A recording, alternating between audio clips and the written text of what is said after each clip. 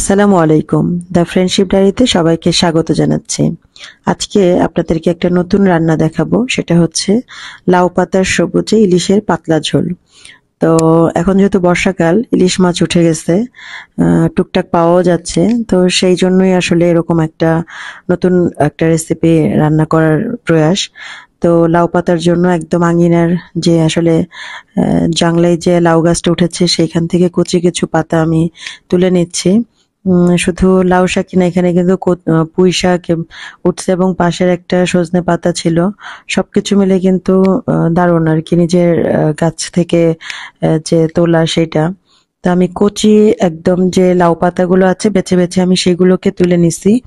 নিয়ে আমি এখান থেকে বোটার কাছ থেকে যে ছিলে আমি আঁশগুলোকে সব তুলে ফেলছি। এখন তুলে এগুলোকে আমি সুন্দর করে ধুয়ে নিছি। এখন তো শাকের যে বোটাগুলো আছে এগুলো হচ্ছে ঠিক এখান থেকে এক হাত দিয়ে ধরলে আর এক হাত দিয়ে পাতলা করে অংশটা ছিঁড়ে টেনে নিলেই আসলে যে শ্বাসটা থাকে সেটা উঠে আসে। তো সুন্দর করে ধুয়ে নেওয়ার পরে আমি এগুলোকে এখন একটা কড়াইতে পানি ফুটিয়ে নিচ্ছি। পানিটা যখন বলক আসবে এর মধ্যে সামান্য একটু লবণ দিয়ে আমি আহ যে লাউয়ের পাতাগুলো ছিল ধোয়া সেগুলোকে আমি রেখে দেব এখানে, মানে পানিতে একটু সিদ্ধ পানিতে দিব। তো সিদ্ধ হতে দিব। এটা খুব বেশি না, মিনিট খানেক মতো আমি এটা রাখবো। জাস্ট পাতার যে শক্ত যে অংশটা সেটা আর কাঁচা কাঁচা যে ভাবটা সেটা একটু কমে যাবে। এরকম পর্যায়ে যেমন হালকা একটু নরম হয়ে আসলে আমি এটাকে পানি থেকে তুলে ছেঁকে নিয়ে পাটা এরকম বেটে নেব। বেশিক্ষণ রাখলে পাতার সবুজ কালারটা নষ্ট হয়ে যাওয়ার সম্ভাবনা থাকবে। এই জন্য জাস্ট পাতার যে নরম ভাবটা হলেই পাতাটাকে তুলে নিব। এবং যেহেতু হালকা একটু সিদ্ধ সিদ্ধ ভাব থাকবে এটার মধ্যে, কচি পাতার যে একটা গন্ধ সেটা কিন্তু কেটে যাবে। এখন আমি সামান্য একটু জিরা আর একটু কালো যে সরিষা, সেটা এখানে সাদা সরিষাও ব্যবহার করা যেতে পারে। তো আমি কালো সরিষা নিয়েছি, সামান্য মরিচ আর এক টেবিল চামচের কিছুটা বেশি আমি পেঁয়াজ নিয়েছি। আমি এই সবগুলোকে আমি পাটায় সুন্দর করে বেটে নিয়েছি। তো এই হচ্ছে আমার মোটা দাগে বাটা মশলা। এখন আমি ইলিশ মাছগুলোকে আমি সুন্দর করে কেটে আমার যে কয় পিস লাগবে সেই কয় পিস আমি নিয়ে নিছি। কেটে ধুয়ে নিছি। আমরা জানি ইলিশ মাছ ধোয়া সবচেয়ে সহজ। তো মাছটার সাথে সামান্য একটু ডিমও ছিল, সেটাও আমি নিয়ে নিছি। তো এখন মূল রান্নাই আমি আসলে ইলিশ মাছটা সবসময় সরিষার তেলে রান্না করি।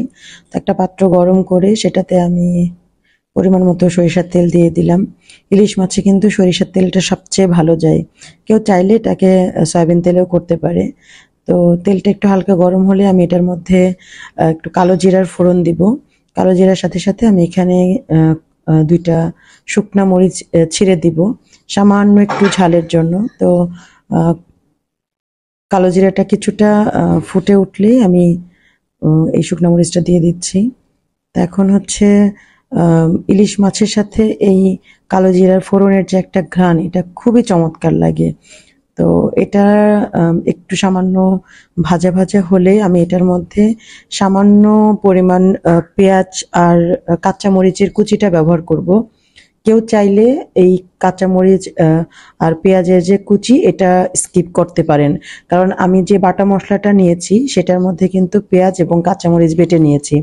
মরিচটা আমি এখানে বেশি দিয়েছি কারণ আমার কাছে একটু ঝালটা ভালো লাগে। কেউ যদি ঝাল কম খায় সেক্ষেত্রে শুকনো মরিচের ফোড়ন বা কাঁচামরিচের ফালি বা কাঁচামরিচের বাটা সেখানে কম বেশি করে নিতে পারেন।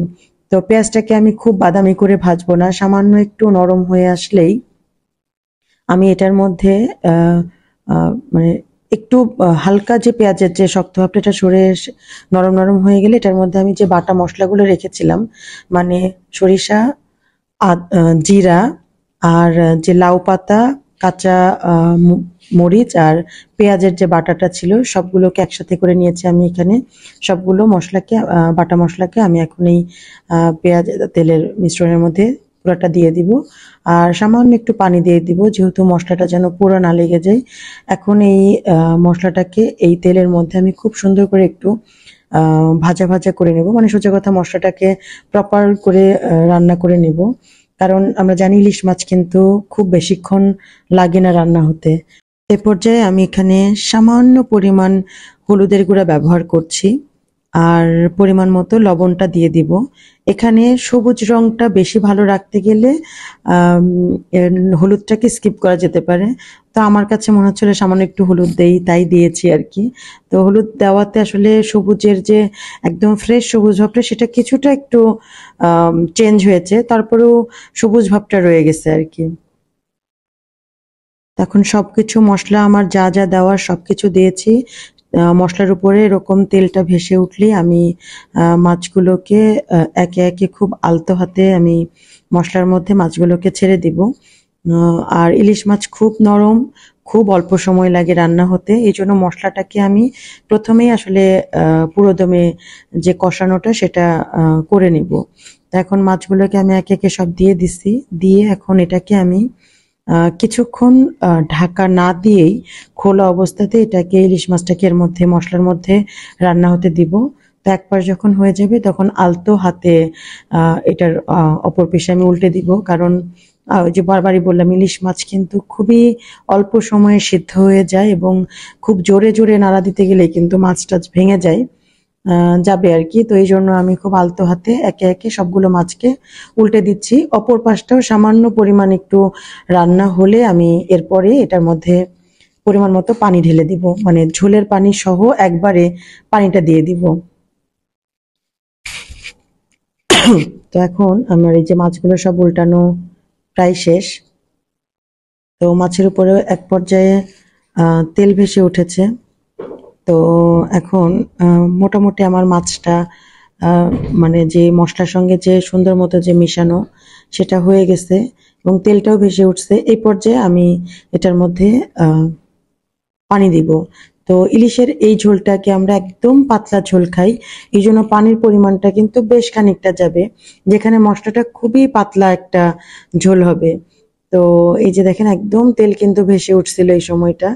তা ওই যে আমি কিন্তু বেশ বললাম না পাতলা ঝোল করব, একদম পানি পানি ঝোল যেটা সেরকম। তো আমি এখানে 1.5 কাপের মতো পানি দিয়েছি, দিয়ে আমি এটাকে এখন সুন্দর মতো করে মিক্স করে নিব। সব মশলাগুলোকে পানির সাথে মিশিয়ে দিয়ে আমি এটাকে এইবার কিছুটা এই যে কড়াই দিয়ে খুন্তি দিয়ে না নেড়ে কিছুটা কড়াই ঝাঁকিয়ে ঝাঁকিয়ে এটাকে নাড়িয়ে দিব, যেহেতু এখন পানির পরিমাণটা বেশি। তো এখন এ পর্যায়ে আমি মনে হচ্ছিল আরেকটু পানি যাবে, সেজন্য আমি আরো একটু পানি দিয়েছি, দিয়ে আমি এখন ঢেকে দিব। ঢাকা দিয়ে আমি এটাকে কিছুক্ষণ ফুটাতে দিব। ঝোলে বলক আসলে আমি ঢাকাটাকে সরিয়ে নিব। তো এই যে দেখেন ঝোলে কিন্তু বলক চলে আসলে আমি ঢাকাটা সরিয়ে নিয়েছি। এখন কিন্তু আমি একটু লবণটা চেক করে দেখব যে লবণটা ঠিকঠাক মতো আছে কিনা, যেহেতু পাতলা ঝোল। তো আমি লবণটা টেস্ট নিয়ে নিচ্ছি, দেখেন কতটা পাতলা হয়েছে ঝোলটা। তো অনেকে আমি জানি না অনেকে কিভাবে কে কি ইলিশ খায়, কিন্তু আমাদের এই এলাকায় কিন্তু ইলিশের পাতলা ঝোলের প্রচলনটা খুবই বেশি। তো এখন খুব মিনমিনে তাপে কিছুক্ষণ রেখে দিব তেলটাকে ঝোলের উপরে ভেসে আসার জন্য। তো দেখেন তেলটা কিন্তু সুন্দর মতো ভেসে উঠেছে ঝোলের উপরে। তো এই পর্যায়ে আমার রান্না শেষ, আমি চুলাটাকে অফ করে দিয়েছি। এখন আমি পরিবেশনের জন্য পাত্রে তুলে নিব। তো আমি প্রথমে যেটা করবো, যেহেতু পাতলা ঝোল আমি বারবারই বলছি কারোর সঙ্গে সামনে উপস্থাপন করতে গেলে কিন্তু জিনিসটাকে খুব সাবধানতার সহিত হ্যান্ডেল করতে হয়। তো আমি এই জন্য মাছগুলোকে আগে চামচ দিয়ে পাত্রে উঠিয়ে নিয়ে পরে ঝোলগুলোকে ঢেলে দিব, এতে করে মাছগুলো কিন্তু ভেঙে যাবে না। তো দেখতেও কিন্তু দেখেন লাউ পাতার যে সবুজ যে আভা সেটাও রয়েছে। এটা কিন্তু লাউ পাতা ছাড়াও কিন্তু এরকম পানি ঝোলটা আমরা খুব পছন্দ করি, কেউ চাইলে লাউ পাতা ছাড়াও পানি ঝোলটা করতে পারেন। তো এই ছিল আমার আজকের লাউ পাতার সবুজ ইলিশের পাতলা ঝোল। কেমন লাগলো আজকের এই আয়োজন জানাবেন। সবাই ভালো থাকবেন, সুস্থ থাকবেন। সে পর্যন্ত আল্লাহ হাফেজ।